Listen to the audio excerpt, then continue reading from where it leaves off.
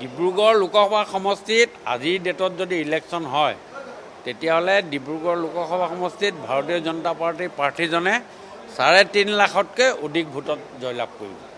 এটাই উত্তৰ, ৩.৫ লাখতকৈ অধিক ভোটত আমাৰ জয়লাভ কৰিব। কংগ্ৰেছৰ বেনাৰত খেলিলে 67% কংগ্ৰেছৰ ভোট লুইনজ্যোতিলৈ নাযায়। কাৰণ কংগ্ৰেছক গালি পৰা যিটো ইতিহাস, লুইনজ্যোতিয়ে কংগ্ৰেছক যিটো গালি পৰা ইতিহাস এতিয়াও তেওঁলোকে ডিলিট কৰিব পৰা নাই। কংগ্ৰেছৰ যিসকল কংগ্ৰেছী আছে, মোকো ভোট নিদিয়া কংগ্ৰেছী মানুহ বহুত আছে, সেইসকলে 67% মানুহে লুইনজ্যোতিক ভোট নিদিয়ে।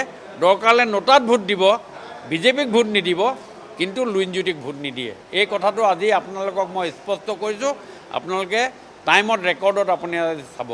চাওক, মই আপোনালোকক আগতেই কৈছোঁ যে আজিৰ ডেটত কংগ্ৰেছ দলটো ৰাডাৰলেছশ্বিপ, গুৰি পঠা নথকা নাৱৰ নিচিনা এটা ব্যৱস্থা হৈছে।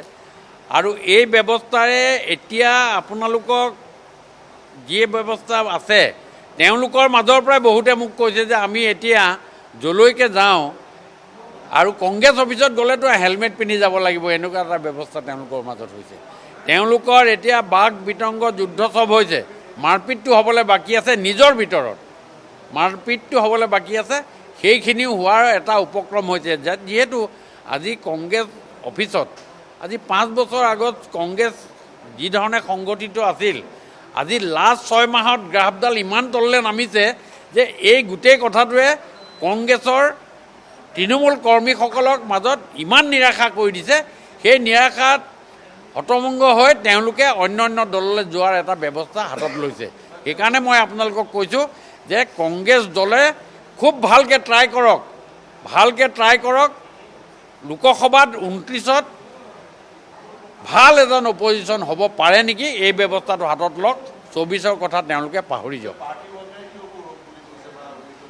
মই সেই কথাটোৱে কৈছোঁ, আজি যদি এই বাঘা লিডাৰ 5-6বাৰকৈ MLA হোৱা ডাঙৰ লিডাৰসকলৰ মাজত এই ধৰণৰ যেতিয়া বাকযুদ্ধ হয় বা তেওঁলোকৰ মাজত বিভিন্ন ধৰণে কথা কটাকটি হয়, তেতিয়াহ'লে তৃণমূল কংগ্ৰেছৰ যিসকলে চকুমুদি কংগ্ৰেছক তেওঁলোকে ভাল পায়, সেইসকলৰ মাজত মনত তেওঁলোকৰ মাজত যি বিভেদ সৃষ্টি হ'ব, সেই বিভেদ সৃষ্টিৰে এইটো ফলাফল বুলি মই ক'ব খোজোঁ। সেইকাৰণে কংগ্ৰেছে কৌৰৱ বুলি কৈছে বা বিভিন্ন ধৰণে তেওঁলোকক উপাধিৰে নিৰ্ধাৰিত কৰাৰ ব্যৱস্থা কৰিছে।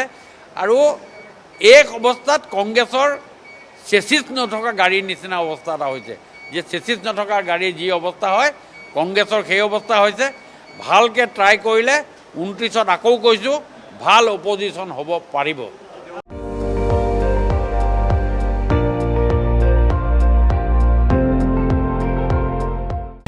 আপুনি চাই আছে ND24, সৰ্বশ্ৰেষ্ঠ নহয় সৰ্বোত্তমৰ দৌৰত।